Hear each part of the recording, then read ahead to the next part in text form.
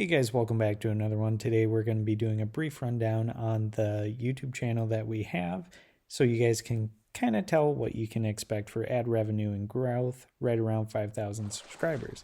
Again, this is very variable and many things can change between our channel and another person's channel, but it's nice to get some metrics because a lot of people don't share them, so I think it's pretty helpful for people. So let's get into it. First off, we're right around 5,500 subscribers for the last 28 days. As you can see on the screen right up here, we have right around 51,000 views, 900 watch hours, and estimated revenue of right around $77. With that being said, this is our better time of year, and that is pretty much because we're primarily a hunting / outdoors channel. So a lot of things outdoors, especially hunting, happens in the fall time for our area. So a lot more increase in views that happen, and then we also increase the number of videos and shorts that we output. The main thing with ad revenue is during the last 4 months of the year, typically before Christmas, leading up to it, those 4 months or 3 months even, is when you get the best bang per video.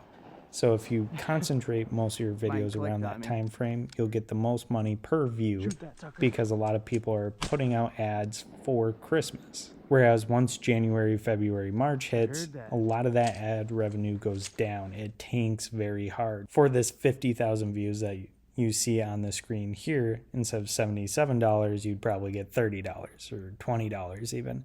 It goes down that aggressively. We'll go over to our analytics page so we can get a little more in depth with some of the information that we have. A lot of videos that we're outputting this time of year because it's the best time of year for our audience, but also for ad revenue. Other things that you can do to get revenue off of your channel, which for us is brand deals, merchandise as well, but those are smaller items and they're pretty much per person type thing. So we're not putting that into the equation, but those are things that you should grab. And we do have merchandise down below if you want to check it out so you can kind of see what you would be able to do. On the right hand side, we do have right around 6,500 views for the last 48 hours. And you can see most of those are coming off of short based content, which you can tell by this little metric over here. Anything that is square is a long form content video, so something that's longer than 60 seconds. And for us, we specifically don't film those in vertical format. We film those horizontally in a normal YouTube video. Anything with this marking is a short that was added on, and then anything with like a 2 is because we uploaded 2 times. Overall, you can see it kind of stays the same. It peaks up because of particular videos went off a little bit better, but this is where we find the best luck because with all of our shorts that we put up in the related section, and you can check it out on one of our short form content so you can see how it looks, they have a spot on there where you can put a related video, and in that related video, we typically put a long form content that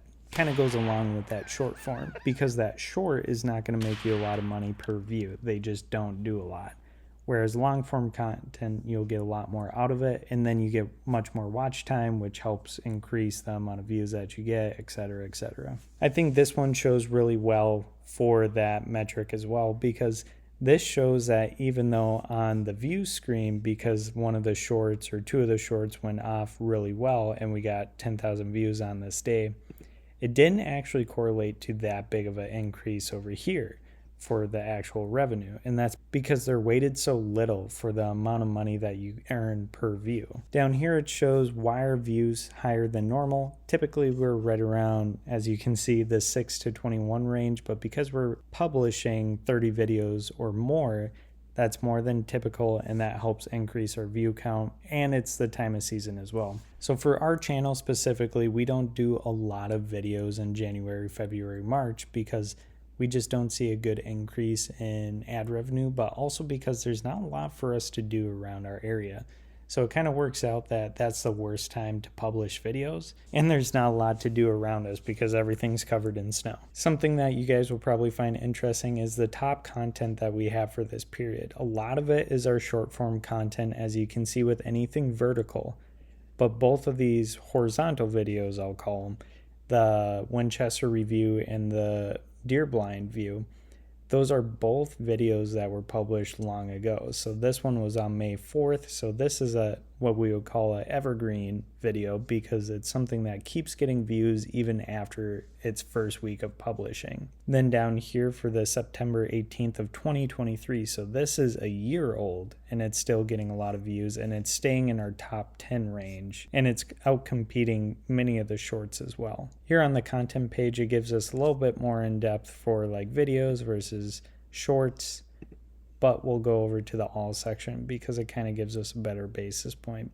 So this shows new viewers versus returning viewers. So a lot of the shorts are gonna get new viewers. That's mainly what they're for, and they're very effective at that. If there's something that you get out of this video, is shorts are a great way to start building up your subscriber base or your audience or your YouTube algorithm, if you want to call it, and then transitioning into long form content and putting those up as related.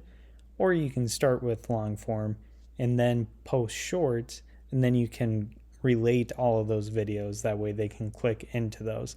Is there a right or wrong way? I don't know, but either way works, I believe, because we've done it both ways. And then over on the right hand side for subscribers, you can see a lot of them came through shorts, and then roughly half, we'll say, is through videos. Another good one is the audience, so returning viewers. This shows the difference between returning viewers, so the ones that are coming back and watching, versus new viewers.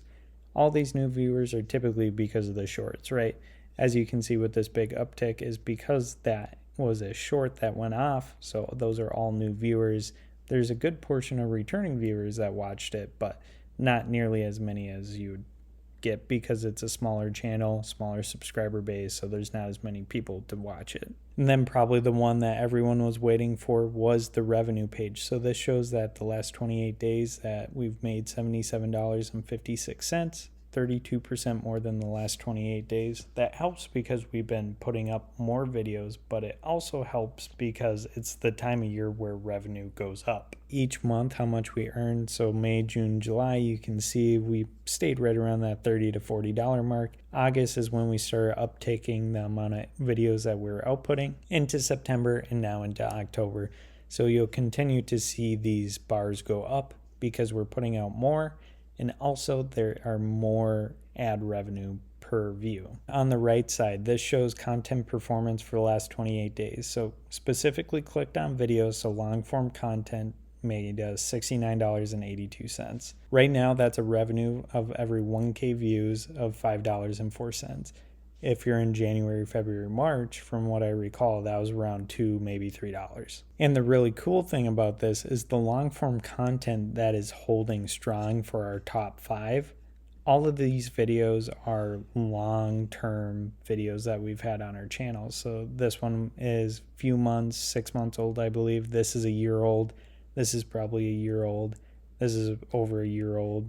This is like 3 years old. So these are all long form content videos that we've had for a long time that are evergreen videos lasting over time and still bringing in views. And then the big piece is this is only 13.9 thousand views versus the shorts have 34.5 thousand views, and that only brings us in $4.15. The revenue per 1,000 views is 12 cents. Versus $5.04. That's a big thing I want to have come across. Unless your shorts go super viral and you make a ton of money because of that, if you're looking for consistency, which is roughly where we're looking at right now, the amount of revenue that you're going to make off of your shorts specifically is going to be nominal. But what you're going to gain out of your shorts are the views, allow you to get related videos suggested to them, which brings them into your video views so they can start getting $5.04 every 1,000 instead of 12 cents every 1,000. So why does this matter? And it's not that much money. Who really cares, right? The big thing that we're trying to get across with this video is the ad revenue that you're going to be making is not going to have you quit your day job. This is all you're going to do. With 5,000 subscribers, that's not something that's possible. What is possible is you're able to put this money back into the channel, get better equipment, and keep learning is the biggest thing, so you can keep building your base of subscribers so you can keep moving up. So then one day you're able to keep increasing this amount. So year after year, we have been increasing the amount that we've been making. which is good because we keep buying better and better equipment for use in the videos. Had any questions, leave them down below. We'll be sure to answer them the best we can. If you have any tips that you have for channel growth and stuff, leave them down there too. As always, guys, thank you for watching, and we'll catch you on the next one.